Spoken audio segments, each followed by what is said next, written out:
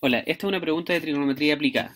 En el applet se puede ver un pistón que se mueve alrededor de ese disco y esta distancia, la distancia D que está acá, va cambiando, va disminuyendo en este caso y después va aumentando. Entonces es una distancia, aquí hay metida una función y la cual es cíclica porque depende de funciones trigonométricas. Ahora, para comenzar a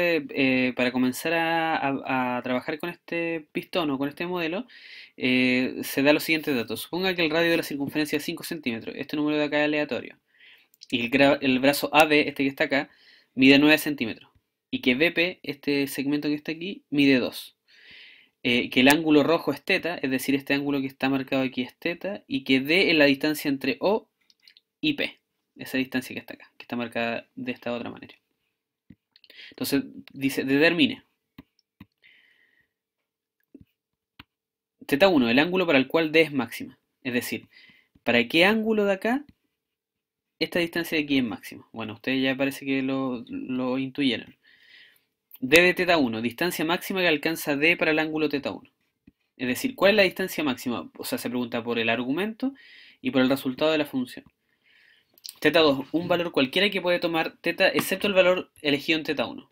Es decir, si aquí yo obtengo un resultado, puedo elegir cualquier valor del ángulo excepto el mismo que ya había tomado para el primero.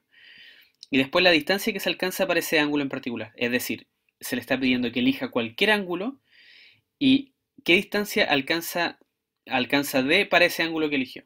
Entonces, si se fijan, una pregunta abierta porque el estudiante puede elegir una distancia en particular, alguna que le sea más fácil calcular o que él pueda visualizar que le lo puede hacer de una manera más sencilla.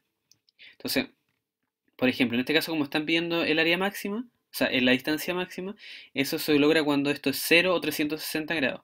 Si el estudiante ingresa 0 grados o 360, de cualquiera de las dos maneras se las va a tomar correcta.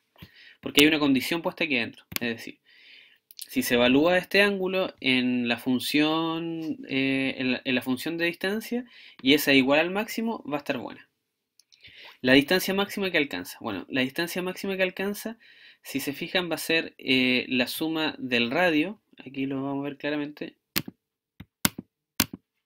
La suma del radio de este segmento que está acá y de este segmento que está acá, cuando el ángulo sea 0. Entonces el radio mide 5, el brazo mide 9, serían 14, más 2 serían 16 centímetros. Ahora hay que elegir un ángulo θ2. ¿Qué ángulo se podría elegir? 30 grados, 45, qué sé yo. Uno fácil, por ejemplo, para los estudiantes podría ser 90 grados. ¿Por qué sería fácil? Porque si aplicaran Pitágoras acá, con ese lado y ese lado, podrían obtener este lado de acá y después le suman ese y obtienen la distancia de. Si eligen otro ángulo, por ejemplo CDI, ya tendrían que aplicar el teorema del coseno. Pero sería interesante ver qué ángulo eligen. Si eligen 90 grados, si eligen alguno más complicado y no ven que para un ángulo en particular es más sencilla la pregunta. Entonces, bueno, si ponemos 90 grados acá y aplicamos Pitágoras, bueno, esto sería, si este lado de acá vale 9, 9 al cuadrado serían 81, 81 menos 25.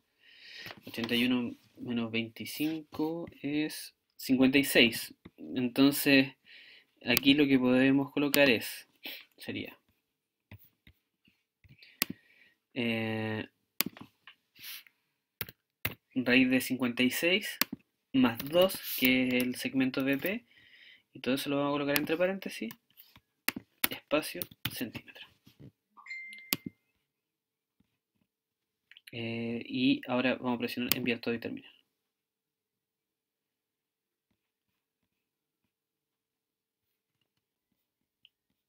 Y vemos que la respuesta es correcta.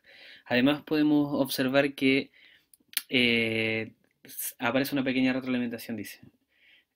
Para las últimas dos preguntas no hay una única respuesta. De hecho, la que se indica como la respuesta correcta es en realidad una de las tantas que hay. Esto de acá se puede editar y yo puse esto, pero se podría colocar otra frase. Porque esto es lo que tira por defecto Moodle. La respuesta correcta es tanto. Bueno, eso sería la pregunta.